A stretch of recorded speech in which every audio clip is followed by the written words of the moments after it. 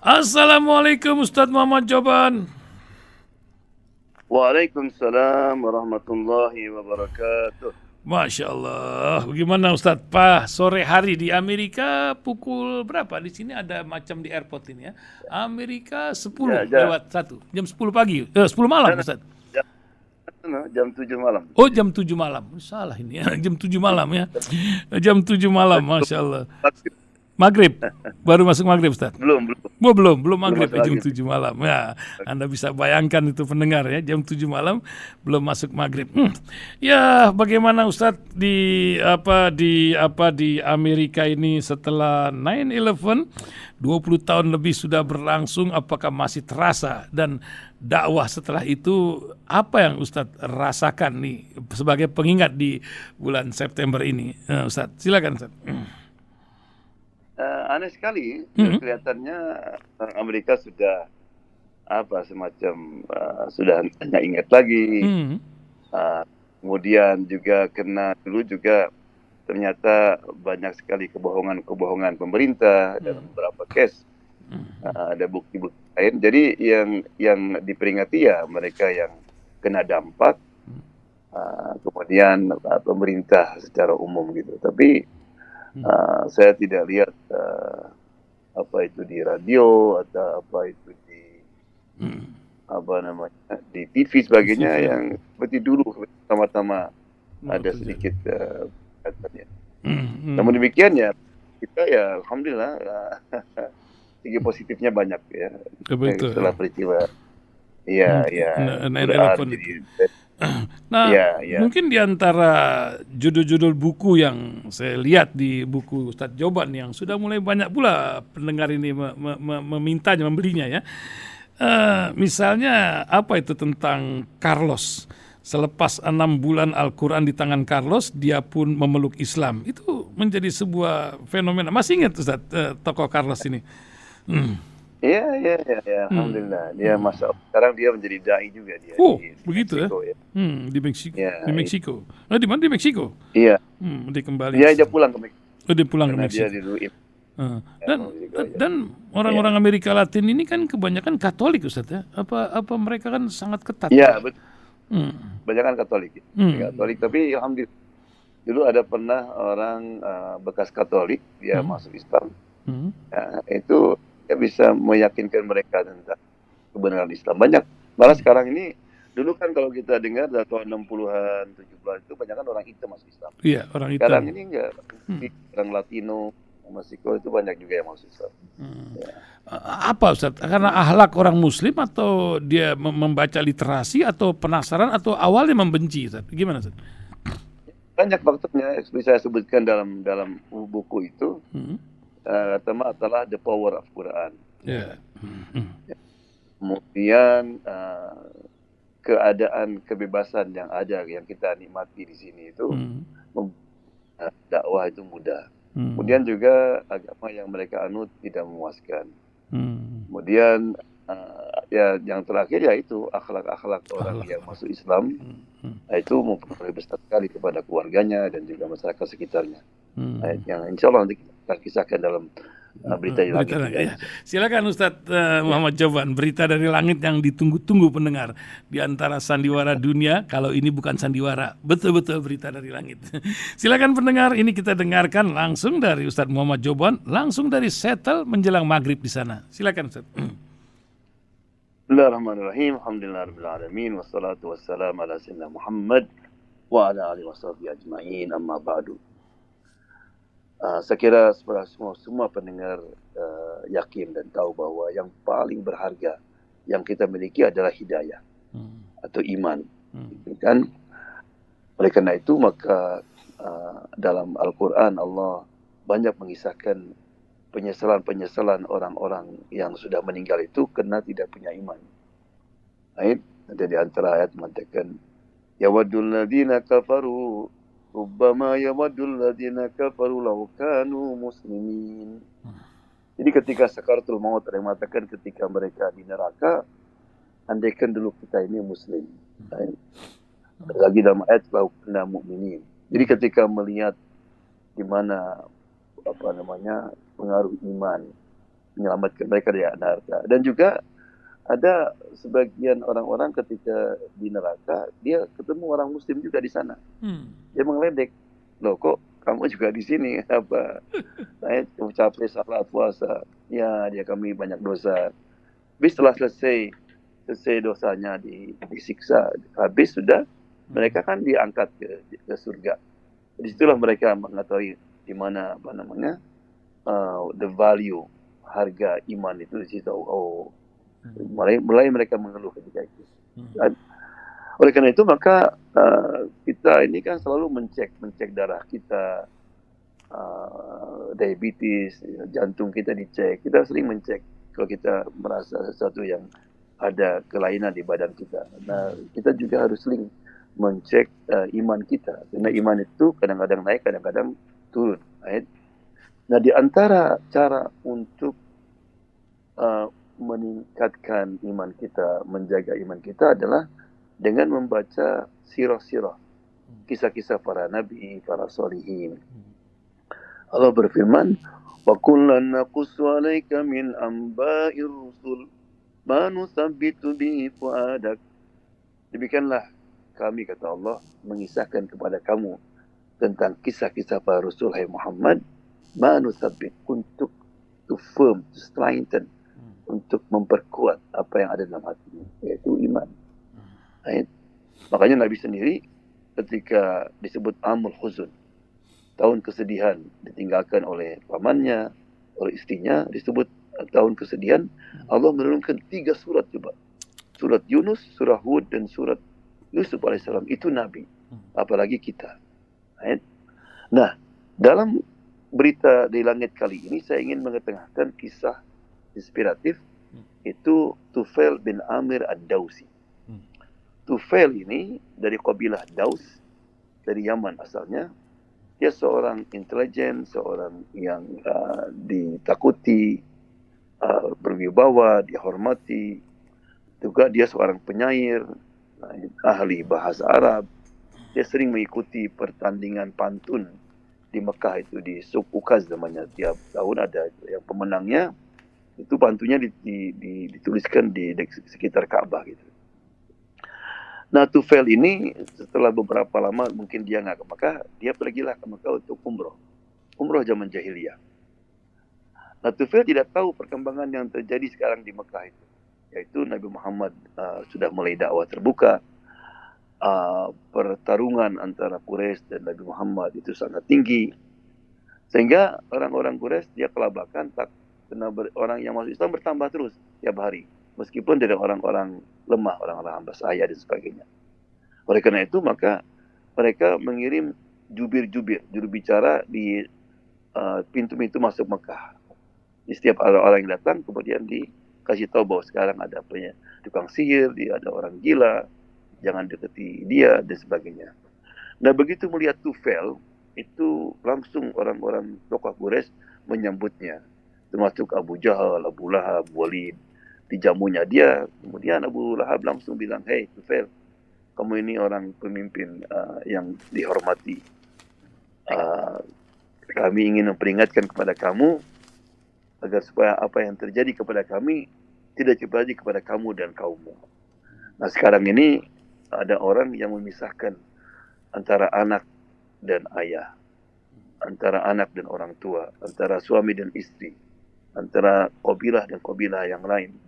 Itu dengan kedatangan seorang tukang sihir, seorang gila, namanya Muhammad. Dijelek-jelekan Nabi Muhammad SAW. Nah, Tufail ya percaya karena ini orang Quraisy kan, dia tahu keadaan. Maka akhirnya oke.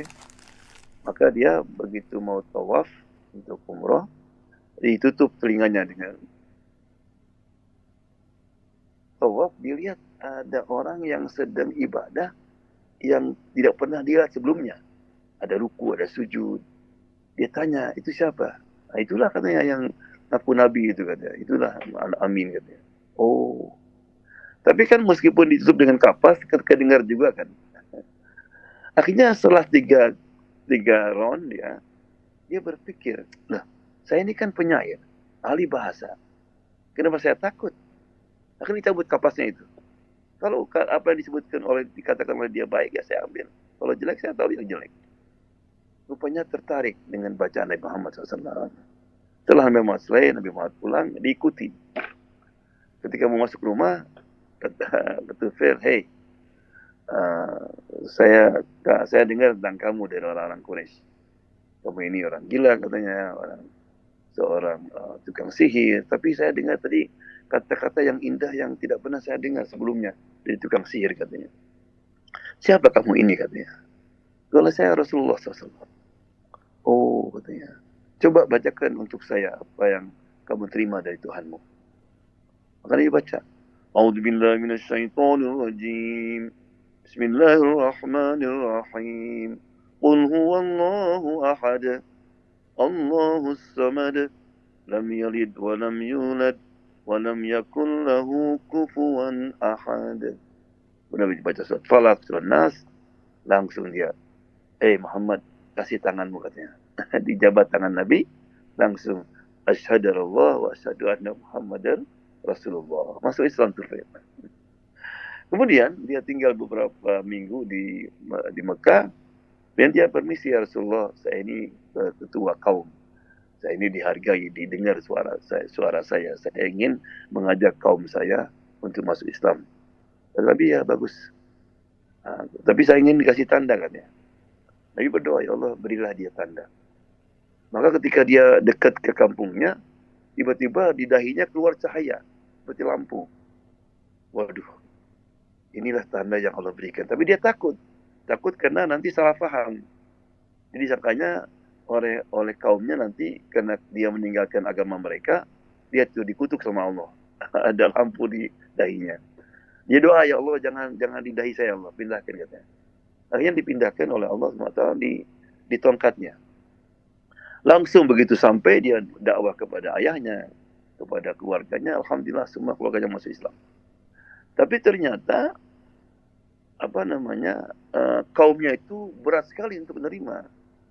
Mereka juga bukan tidak percaya kepada Tufail, tapi mereka punya kebiasaan yang kalau masuk Islam mesti tinggalkan. Apa kebiasaannya? Itu minum arak, main judi, main riba, berzina, itu kebiasaan mereka. Akhirnya dia menolak. Yang masuk Islam sedikit saja. Di antaranya ada anak muda namanya Abu Samash. Oleh Nabi diganti dengan Abdurrahman bin Sakhar. Itulah Abu Hurairah. Akhirnya setelah setahun dia pulang ke Mekah, komplain sama Rasulullah, kaum saya ini bandel katanya. Sudah doakan saja dihancurkan katanya. Nabi langsung wudu, kemudian salat 2 rakaat, angkat tangan, Allahumma. Begitu Allahumma, Abu Hurairah langsung dia dekat kepalanya. Dia bilang kaumku hancur sekarang, habis sudah ada kaum Daus. Tapi Nabi lain doanya, Allahumma hadi kausan wa'ti bihim. Allah berikan hidayat kepada Daus dan bawalah mereka ke kami. Kata Nabi, hei Tufail, kamu kembali lagi ke kampungmu, dakwah lagi, ya, kemudian urfuk bihim. Kamu harus bertingkat dengan lemah lembut dengan mereka. Rupanya Tufail ini selama ini dakwahnya kasar karena dia merasa sebagai ketua. Ya.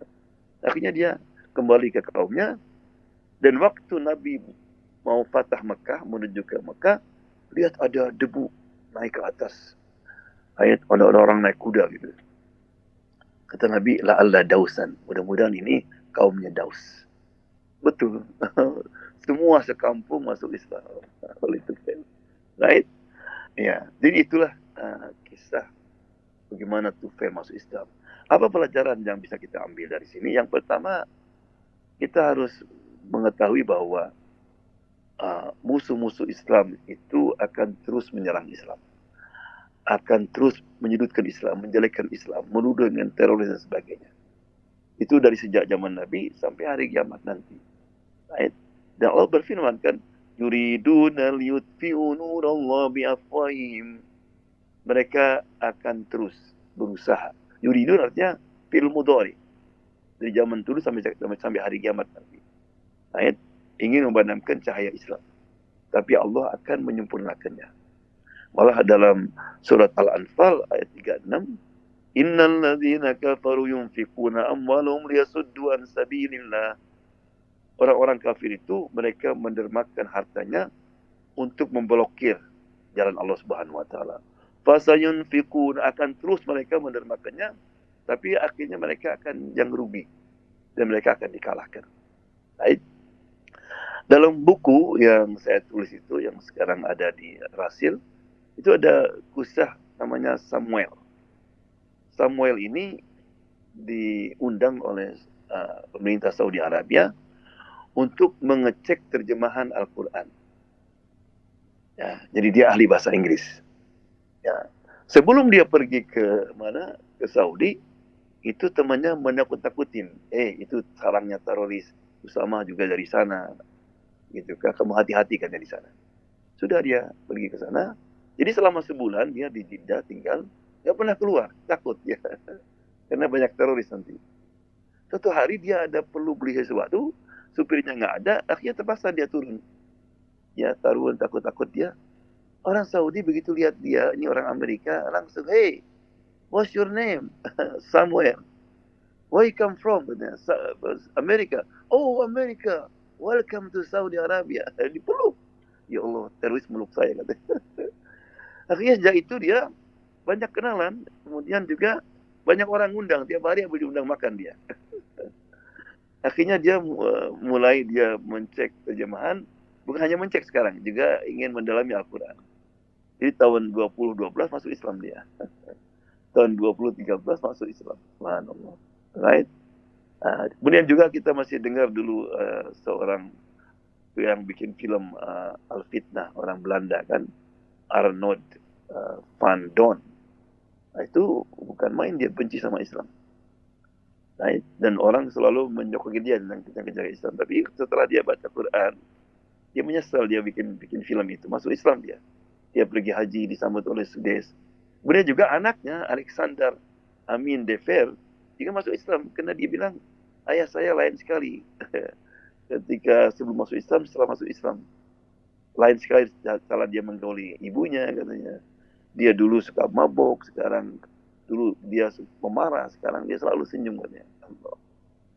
Ya, jadi itu. Jadi selalu tingkah laku mereka tujuan untuk menemui Islam, sebaliknya. Yang kedua, pentingnya dakwah. Coba bayangkan. Itu Tufail begitu datang ke kampungnya, bukan istirahat, langsung dia dakwah keluarganya. Kemudian juga kalau kita suka mengutip hadis Abu Hurairah, hampir semua khutib Abu Hurairah, siapa yang dapat pahala selain Abu Hurairah? Tufail. Karena Abu Hurairah maksudnya pernah Tufail. Ya. Jadi itulah kisah Tufail. Mudah-mudahan kisah-kisah seperti ini yang bisa dibaca di buku saya. Dan juga bisa Allah memperkuat iman kita, insyaAllah. Amin, ya. Amin.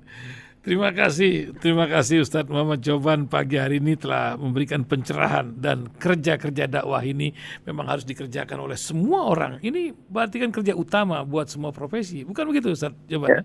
Ya. Betul. Ya. Insyaallah. Setiap kita tidak dengan keluarga kita, dengan orang yang dekat dengan kita. Kita ingatkan terus. Amin. Terima kasih Ustadz Muhammad Jovan. Semoga selalu dalam kesehatan, keberkahan, dan sampai ketemu di hari Jumat mendatang, insyaallah. Ustadz Jovan, mungkin untuk bencana di Libya, juga bencana di Marrakesh, biasanya hari Jumat depan ini di Amerika ada sholat gaib atau bagaimana Ustadz menghadapi bencana itu? Iya, doa bersama dan baik. Sholat gaib untuk Jumat. Terima kasih Ustadz Jovan. Insyaallah. Assalamualaikum warahmatullahi wabarakatuh Ustadz. Waalaikumsalam warahmatullahi wabarakatuh.